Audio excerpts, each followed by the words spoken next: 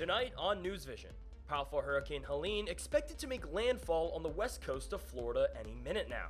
We're tracking the storm and we'll tell you how it's impacting Miami. Don't put yourself at risk. We have fatalities on the roadways in hazardous conditions almost every storm, and those can be avoidable.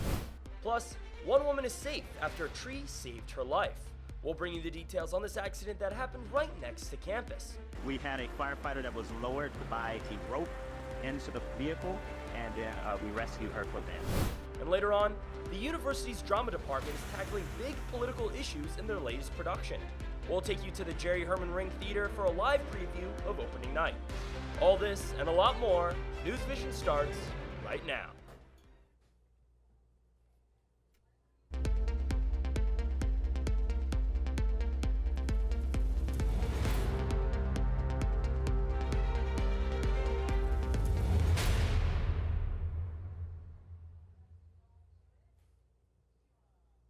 Good evening and welcome to this week's edition of NewsVision. I'm Ben Freeman. And I'm Gracie Palmer. Thank you for joining us.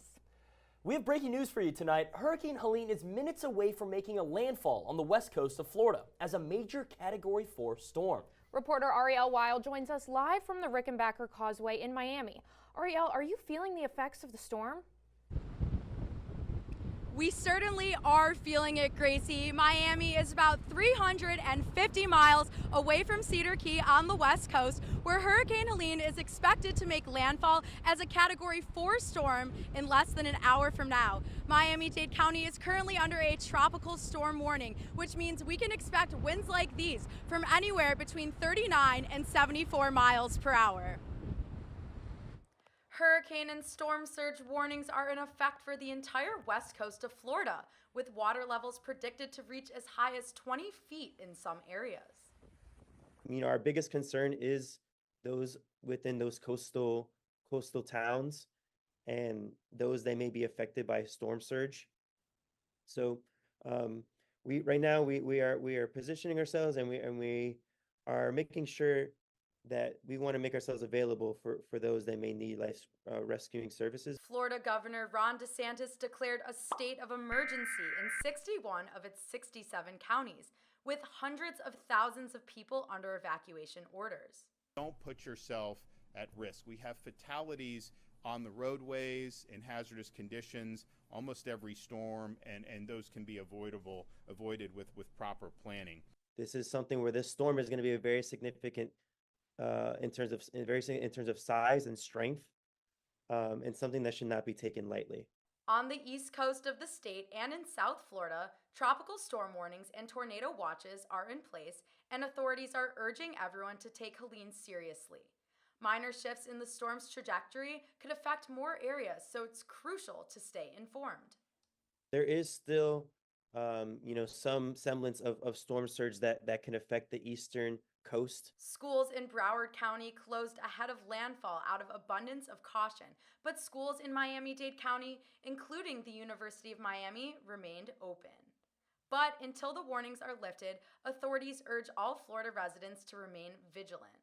We want to add that social media is not a way to call for an emergency. Please utilize using 911 and emergency services.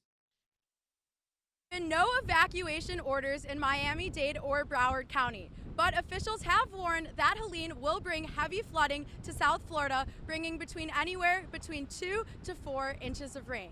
Now let's go to student meteorologist Quinn Davidson, who is live tracking Helene at the Weather Center. Quinn? Thanks, Ariel. Looks quite breezy out there for you on the Rickenbacker Causeway, but we do have a major Category 4 Helene as 130 miles per hour storm. This is trekking right into that Florida Big Bend region, and this is going to be a very serious situation. Storm surge is the #1 killer in a storm. We have widespread amounts of 1 to 3 feet in the Keys, and as we head more towards Tampa Bay, that's where we see 5 to 8 feet of storm surge inundation. Further up to where that landfall zone is, we have widespread amounts of 10 to 15 feet, but when you look closely at the Appalachia Bay, 15 to 20 feet of storm surge. The National Weather Service in Tallahassee has issued words such as unsurvivable and nightmare scenario for citizens in that region. Storm surge, this is a great model depiction of how big these storms can be with the storm surge. We have levels of 3 feet, and then when you get to 6 and 12 feet, we're talking about 20 here. That is covering entire homes. A very serious and life-threatening situation for those up on that Big Bend region of Florida. Here's the future cast. We have that hurricane making landfall in just a few hours. And as that storm pushes up, we have a major flash flood threat in the Carolinas and the Appalachian Mountains in Atlanta. Looking to be a very serious situation as we have a high risk. This is a very rare issuance from the Weather Prediction Center for greater than 70% chance of flash flooding anywhere in this pink region. A very life-threatening situation. I know the National Weather Service in South Carolina has issued a warning to make sure residents in these areas are prepared for landslides and lots of flash flooding. It's going to be a very serious situation. And flooding is impacting Miami's aging septic tanks. Rising sea levels and heavy rains are causing more frequent failures, leaving homeowners with very expensive repairs. But now the county is stepping in with a plan to help. In Miami, it's not just rising water you can see. The bigger problem is the water you cannot see. Flooding septic systems that were not built for today's rising sea levels and heavy rainfall. There was feces, piss, everything just covering my entire bathroom. I look in my shower and it's everywhere. Paying on top of our rent to come and fix our septic problem so quickly is not cheap. That's what happened to Miami resident Jet San Diego, whose septic tank collapsed after heavy rains forced groundwater into the system. This flooded his bathroom and left him and his roommates with a huge mess and costly repairs. Situations like Jet's are becoming a very common theme here in Miami, with rising water levels overwhelming septic systems. Now the county is stepping in to help prevent these issues in the future. There are around 120,000 septic tanks in Miami-Dade County. But a new program called Connect to Protect is helping homeowners switch from septic to sewer systems. So the Connect to Protect program is the county's initiative that's backed by the mayor, Daniela Levine Cava, and our Board of County Commissioners, with the goal of eliminating the use of septic tanks here in the county and to have properties connect to the sanitary sewer system. The program may prevent failures by upgrading old infrastructure, particularly in flood-prone areas. The cost for public infrastructure under Connect to Protect ranges from $55,000 to $65,000 per property. Homeowners could pay between $8,000 and $18,000 to connect their homes to the system. In some low-income or flood-prone areas, the county is applying for grants to help residents cover these costs. And while the Connect to Protect program is a step in the right direction, not all are on board. It's a huge inconvenience that I'm paying rent, I have school, I'm looking for grad schools, and this is just one more problem that is making my life even harder than it should be. But experts warn the septic tanks will only continue to fail as the rising water is just getting started. Some estimates say that by 2040, 13,000 homes could see septic systems fail due to rising sea levels. For now, the county is racing to keep up with the rising waters before more systems fail. Reporting for UMTV, I'm Quinn Davidson. In South Florida, 2 teenagers have died recently after being struck by lightning. Emmeline Smith and Quinn Davidson are here with us with more on the incidents and some tips on how you can stay safe. The community of Pembroke Pines is mourning the death of 16-year-old Cameron Day, who was struck by lightning while riding his bike home from school on September 18th. And at Vista View Park in Davie, 19-year-old Ethan Lawrence was jogging when he was struck and killed over the summer. And the community continued to honor him last week. It is really tragic because that would have been hard to predict. And it sounds like he was trying to do the right thing by at least getting underneath a big object.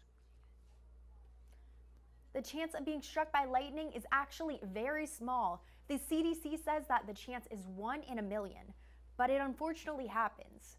Quinn, are there any tips on how to prevent getting struck by lightning? Yes, Emily, and I mean, the first things first, when you hear thunder roar, head inside. You don't want to be caught outside in a thunderstorm, and it's very important to avoid any water, bodies of water, lakes, oceans. Don't go swimming on the beach, metal and electronics, and it's important to stay inside for at least 30 minutes. Lightning can strike very far away from storms, which is why it's important to make sure you are waiting at least 30 minutes before heading back outside. And actually, it's very important to note, this is extreme here in Florida. We actually 6 out of the 11 U.S. deaths so far have been in Florida. We are the #1 state for lightning deaths, so it's very important to keep this in mind when you hear those thunderstorms in the future. Thanks, guys. A terrifying moment in Coral Gables this week as one woman crashed her car into a tree off the 3rd floor of a parking garage near campus, and Regina Potenza was there. It happened just after 9:15 in the morning on September 23rd when a woman in her 50s drove her Porsche through the wall and over the edge of this Coral Gables parking garage on the corner of San Remo Avenue and South Red Road. By sheer luck, the car was caught by a tree where it got lodged, leaving it suspended over 30 feet above the ground. Luckily, there was a tree in place that stopped the vehicle from falling out into the street. I saw part of the woman. I saw her in the door of the car and then the firefighter rambling down and then coming to get her out the side. And even first responders were surprised at the scene that unfolded. But it's one of the first that I've seen in my career. Something that's this dramatic in the last 19 years, probably one of the first times I've seen an accident like this, especially with favorable results. The scene was chaotic but highly coordinated, with more than 30 fire officials responding in less than 7 minutes. Division Chief Xavier Jones from Coral Gables Fire Rescue described the intense rescue situation that unfolded on the ledge right there behind me. We had a firefighter that was lowered by a rope into the vehicle, and we rescued her from there. Structural engineers evaluated the building and found the only major damage to the structure was a concrete barrier that fell when the car hit it. Fire rescue and engineers agree that without the tree, the accident might have turned deadly. It could have landed on another car that was parked in a parking space there. It could have went nose down dive, ended up ejecting the patient from the vehicle. So she really got lucky. This type of accident is definitely few and far between. Fire Rescue warns people about double-checking safety features before operating a vehicle. I just say on the driver's side is just making sure that you're paying attention. Accidents do happen, but just trying to be more vigilant to ensure that the car is either in park or whatever direction of travel that you're trying to go, and making sure that you're oriented with gas or brake. The police have not released the woman's name, but they told us she was taken to a local hospital and suffered no serious injuries. Nobody else was injured. Regina Potenza, UMTV. Time for a short break, but coming up, we'll take you to the set of the newest play that premieres tonight on campus. Don't go anywhere, we'll be right back. When you've made the right decision, it's the feeling you get in your gut. The one that tells you what's right or wrong. It's the one that says, sure, I can have a drink. Or the feeling that says, okay, I've been drinking. Now what? It's the voice inside you that says, I'm buzzed. Better leave the car when it's time to go. Plan ahead. Catch a sober ride. Buzz driving is drunk driving.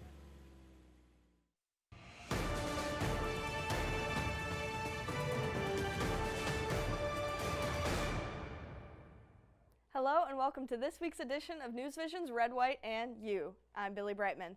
Back in the 2000 presidential election, Florida decided the race between George W. Bush and Al Gore by an extremely slim margin. As a swing state, Florida has been no easy win for either party. Over the last 8 elections, more than half saw a win margin by less than 3 points. But today, Florida is no longer considered a swing state, and it's easy to see why when you look at voter registration. In the 2016 presidential election, Donald Trump defeated Hillary Clinton by just over 1 point. Democrats had 38% of registered voters and Republicans had 35%. In 2020, then-President Trump won Florida by 3.3 points. When you look at the voter registration, Democrats still had the highest amount of voters at 36.4%, but the gap was closing as Republicans held 35.8%. So where does that leave us in 2024? Republicans hold a massive voter base at 39% of registered voters in Florida, and Democrats only have 32%. This can be because of many reasons. A growing Cuban population in the state, mostly in Miami, tend to lean Republican. In 2016, Miami-Dade County was solidly blue. In 2020, it was still blue, but that support had shrunk. Former President Donald Trump also changed his state of residence to Florida, giving his support to followers here. State policies, many from the office of Governor Ron DeSantis, may also sway voters in the presidential election. But not every policy is solely up to the governor. On Monday, Morgan Anderson, who is a representative from the Nonpartisan League of Women Voters, visited the UM School of Communication to educate students on this year's election. Anderson talked about what voters should expect this voting season, such as the deadlines for registering, how and where they can cast their ballots, as well as each of the ballot items voters can expect. She also discussed the 6 amendments on Florida ballots this election. More than anything, Anderson stressed the importance of educating yourself before you vote. So I think it's important for people to do their research beforehand, at least just so that they can know what's on the ballot and maybe find out what's important to them and decide how they're going to vote, so that they're not feeling stressed or rushed or trying to make that decision in the moment. Of the 6 amendments, the League of Women Voters has voiced their opinions on 2. It is in favor of limiting government interference on abortion and against partisanship of district school board members. If you would like to get educated on the upcoming election, the vice presidential debate between Senator J.D. Vance and Governor Tim Walz is next Tuesday, October 1st. We'll bring you the highlights next week. Now, on to another serious topic. According to the National Human Trafficking Hotline, Florida is the 3rd largest hub for human trafficking in the United States. I attended one event that teaches children how to protect themselves. Like many sports, jiu-jitsu is a fun after-school activity for kids to burn off some steam and for parents to have a break.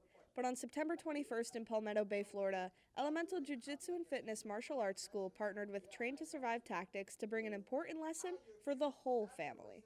Predators are on the prowl, and they have so many ways to access the kids now. So now it's more, not only for the children to get training, but for the parents to also know what to be trained on as well. Stephen and his wife Vialta and Elemental's founder Ernesto Fry brought a child trafficking safety course to the school to teach kids what to do in a dangerous situation.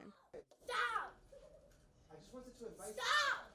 I just want to show Stop! The children who attended learned how to identify someone to a 911 operator, how to scratch their way out of someone's grasp, and how to anchor themselves to the floor or a car so they can't be picked up. At today's Train to Survive class, kids learned important techniques to use if someone tries to grab them. Let's say I'm a kidnapper. Here's what they've been taught to do. Come here, I'm gonna get you. The most recent human trafficking report from the Florida Department of Children and Families says there were almost 2,100 cases of human trafficking between July 2022 and June 2023. Over 1,600 of those cases involved children. That's almost 80%. I think especially in today's world it's very important because kids are faced with scenarios everywhere, even at school these days, and it's very important for them to have the knowledge to be able to protect themselves. While families learned about individual safety, they built a community that will have their back as well. To the old saying that we work, to raise a child, it's better done by a village than it is as an individual. I believe in that, and with everybody coming together for this, it's a little bit easier for us to be able to recognize something when we're outside of here. So. Billy Brightman, UMTV. University of Miami Theater Department's first show of the 2024-2025 season is called The Laramie Project, and it premieres tonight at 8 p.m. at the Jerry Herman Ring Theater. Reporter Amanda Mohammed joins us live from inside the Ring Theater. Amanda, what's the play all about? Ben, the Laramie Project is unlike anything we have seen here before at the Ring Theater. It first premiered in 1998 after an openly gay college student named Matthew Shepard was brutally murdered in Laramie, Wyoming for his sexual identity. One playwright after the incident then traveled to Laramie and compiled interviews, news reports, and court transcripts into a script, which resulted in a play with heavier social justice themes. Just watch it with an open mind. I think if you can do that for all the characters, it will really help you understand more. Not everyone is evil and malicious, but we still have a lot of work to do. Shepard's death is one of the more well-known recent hate crimes in this country, and in 2009, Congress passed the Matthew Shepard and James Byrd Jr. Hate Crimes Prevention Act. The production's cast hopes to do Shepard's story justice. The play premieres tonight at 8 p.m., and students can come tomorrow night and watch for free. Live from the Ring Theater for UMTV, I'm Amanda Mohammed. Thank you, Amanda. Celebrating and promoting diversity and inclusion on campus was the topic of the 3rd annual DEI Festival at the Lakeside Patio earlier this week. The event highlighted campus organizations and departments such as the Asian American Student Association, Black Leaders for the Queer Community, and the LGBTQ+ Center. It featured conversations, board games, and performances aimed at encouraging students to express themselves freely. It encourages us to be our authentic selves, and I'm all for doing that, so it means a lot to me that this is an opportunity where I'm able to help other people do that as well. The UM Student Government DEI Council is planning more events like this, one for students on campus. Each year, the U.S. News Report and World News publication releases national college rankings. The 2025 edition ranks University of Miami as the 63rd best school in the nation. That's an improvement from the 67th spot UM held last year.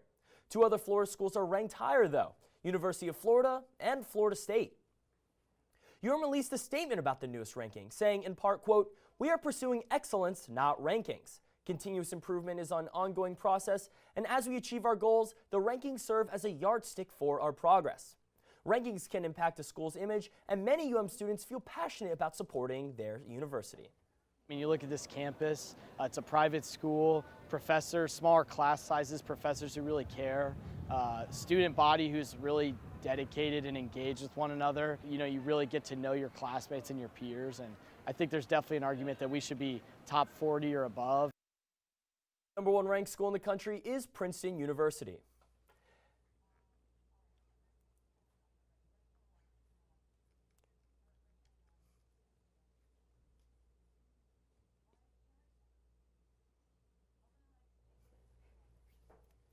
And Gracie, I actually have a friend that went to Princeton and seems like a nice place, but come on, the U has to be up top. Oh, 100%. I don't even know how they come up with those rankings, but I'll have to disagree. But Ben, I think it is important that we check back in with our meteorologist to get an update on this hurricane. Our student meteorologist Quinn Davidson is with us. Now, Quinn, will Miami's weather be affected by Helene? So as you've seen today, we've had some breezy showers, and it's just been kind of windy out there. You know, we had gusts actually of 72 miles per hour at Opa-locka Airport, and that has been a huge concern. Throughout the day today, we had a tropical storm warning that is expiring in about 45 minutes at 8 p.m. tonight, but that is something to consider. And there are those outer bands. We had a few of them kind of pop in and out of the area today. It wasn't as much as we had initially anticipated, but we got lucky. As you can see, just over on our west coast, Fort Myers and Naples, they have lots of heavy outer bands. And our current wind gusts, they're around 36 miles per hour tonight, and this is going to gradually subside, thankfully. We have tomorrow, they peak again around 25, so they'll definitely be in your face just a little bit, but nothing too concerning and nothing tropical storm force. And eventually those actually dissipate, and we're having a very beautiful weekend ahead, and actually very nice. We have a flood watch still in effect, and we have the chance for some showers still tomorrow, so it's important that we keep an eye on that because they may actually extend that flood watch due to the increased rainfall amounts, and our tropical storm warning will expire. Our future cast, there you can see kind of those popcorn showers lingering around with that southwest flow coming into our region. So we're not out of the woods just yet, but definitely looking a greater week ahead next week.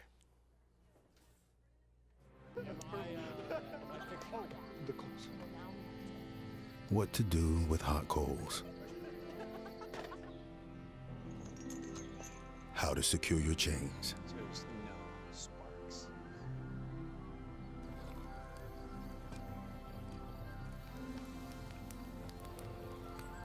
But I can only teach wildfire prevention. Only you can prevent wildfires.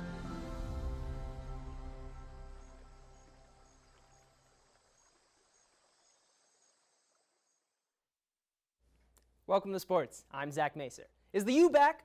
I'm personally not ready to say that, but these last 4 games from the Hurricanes football team have definitely put up an argument for it. The latest of their performances might even be the best of them. Let me show you what went down when Miami took on USF.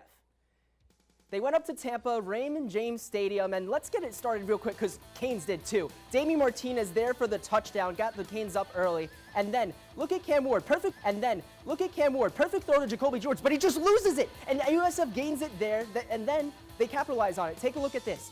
The handoff, the reverse to Sean Atkins, and then it's Byram Brown who scores the touchdown, the quarterback. But Miami answered right away. Cam Ward to Isaiah Horton, slant touchdown. They regain that lead. Then later on in the second quarter, Cam Ward finds Sam Brown right in the cover 2 defense hole and takes it all the way into the end zone. The Canes got the lead there, and they had it all the way. But I have to go all the way to the end of the game to show you this. This is the longest yardage play from scrimmage that Miami has ever scored. 91 yards, freshman Jordan Lyle, touchdown, and Miami wins up inning 50-15. Hall of Fame quarterback Brett Favre has announced he has Parkinson's disease. Sadly, I also lost an investment in a company that I believed was developing a breakthrough concussion drug I thought would help others. And I'm sure you'll understand why it's too late for me, because I've recently been diagnosed with Parkinson's. NFL and was the first quarterback to reach career totals of 70,000 yards, 6,000 completions, and 500 touchdowns. Former NBA Most Valuable Player Award winner Derrick Rose is retiring from professional basketball. He made the announcement Thursday morning. Rose ends his career with more than 12,000 career points in his 17-year career, but he's most known for his time with the Chicago Bulls, where he became the youngest player ever to win the Most Valuable Player Award. At just 22 years old and earned 3 All-Star appearances in 3 straight years. That's all I have for sports tonight. Thank you, Zach. Still ahead, we will show you how one gym is strengthening more than just muscles. Stay with us. Oh, man. I can't believe I'm missing this. Don't get stuck at home with the flu. A flu shot is the best way to prevent the flu and its potentially serious complications. Don't get flu FOMO. Learn more at getmyflushot.org.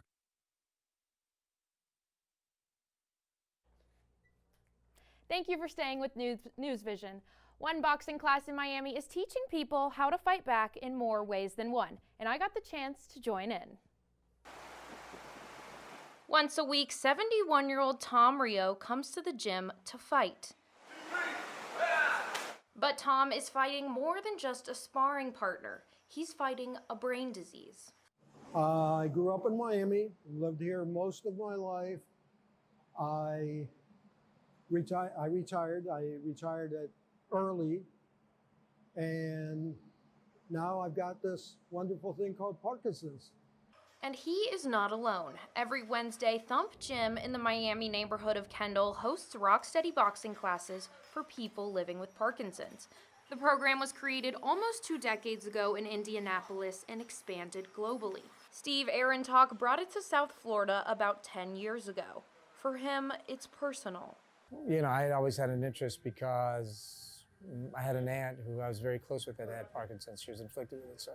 The workouts help the participants keep active and socialize.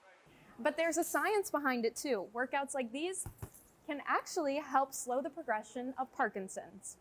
It's basically a complex of symptoms, right? So most people think about it as a movement problem.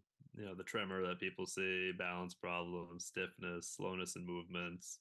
There's a lot of non-movement symptoms that are a part of it. Some of these symptoms include loss of smell, soft speech, sleep disorders, fatigue, and dizziness. These classes include a variety of movement-based exercises to increase mobility and balance and help them live a healthier life. But it is more than just exercise for the participants. It not only encourages me, but it encourages them to keep coming.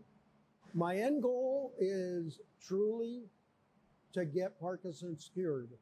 Not for me, but for my kids and my grandkids.